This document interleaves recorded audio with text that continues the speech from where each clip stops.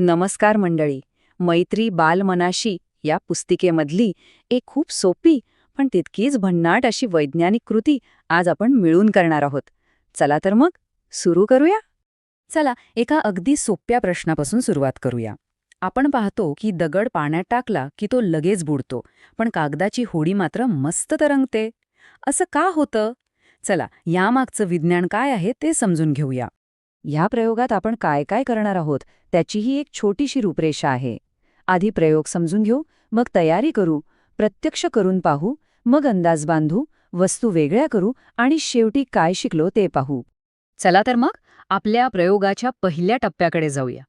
इथे ना आपण दोन खूप महत्वाच्या गोष्टी समजून घेणार आहोत. पहिली गोष्ट म्हणजे तरंगणे. आता तरंगणे म्हणजे काय तर सोपं आहे. जेव्हा एखादी वस्तू पाण्याच्या वरच्या भागावरच राहते, खाली जात नाही, डोळ्यासमोर आणा ती कागदाची होडी कशी मस्त पाण्यावर तरंगत राहते.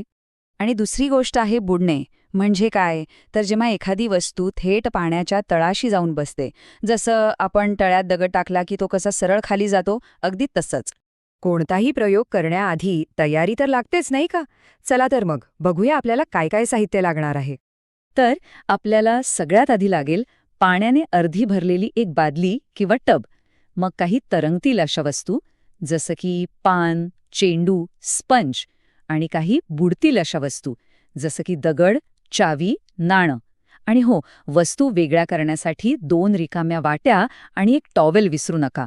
सगळ्यात भारी गोष्ट म्हणजे हे सगळं साहित्य आपल्याला घरातच मिळतं. चला तर मग आता खरी मजा सुरू होतीये.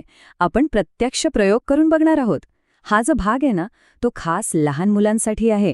फक्त निरीक्षण करायचंय आणि कृती बघायची आहे.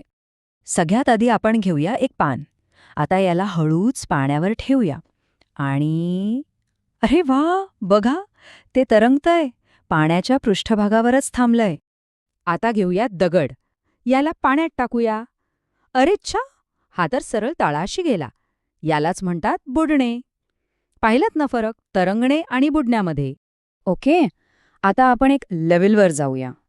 आता वस्तू पाण्यात टाकण्याआधी आपल्याला एक अंदाज लावायचा आहे. एक छोटासा खेळच आहे हा. तुम्ही सांगायचं वस्तू तरंगेल की बुडेल.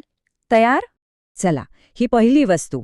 हा आहे प्लास्टिकचा चेंडू. काय वाटतंय, हा तरंगेल की बुडेल? जरा विचार करा आणि लावा बरं अंदाज. चला तर मग पाण्यात टाकूनच बघूया. आणि हा तरंगतोय. वा, ज्यांचा अंदाज बरोबर आला त्यांचं अभिनंदन, आणि ज्यांचा चुकला त्यांनी विचार करा की आपल्याला तसं का वाटलं होतं. यातच तर खरी गंमत आहे. ओके, पुढची वस्तू आहे ही लोखंडी चावी. हातात घेतल्यावर जड वाटतेय ना? मग आता सांगा याचं काय होईल? तरंगेल की बुडेल? आणि ही बुडाली. बरोबर. बघा, अंदाज बरोबर आला किंवा चुकला दोन्ही महत्वाचं आहे, कारण आपण त्यामागचा विचार करतो.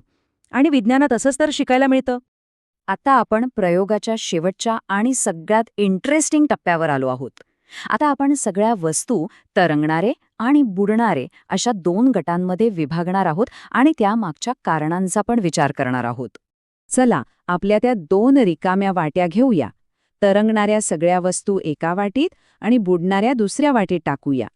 पान, चेंडू, लाकूड हे गेले तरंगणाऱ्यांच्या वाटीत, आणि दगड, चावी, नाणं हे सगळे गेले बुडणाऱ्यांच्या वाटीत. बघा, झालं की नाही आपलं वर्गीकरण तयार? पण थांबा, इथे एक ट्विस्ट आहे.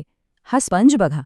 सुरुवातीला तो मस्त तरंगतोय, पण हळूहळू तो पाणी शोषून घेतोय, जड होतोय, आणि बघा तो बुडाला. है की नाही गंमत? तर मग या छोट्याशा पण मजेदार प्रयोगातून आपण नक्की काय काय शिकलो? चला एकदा पटकन बघूया.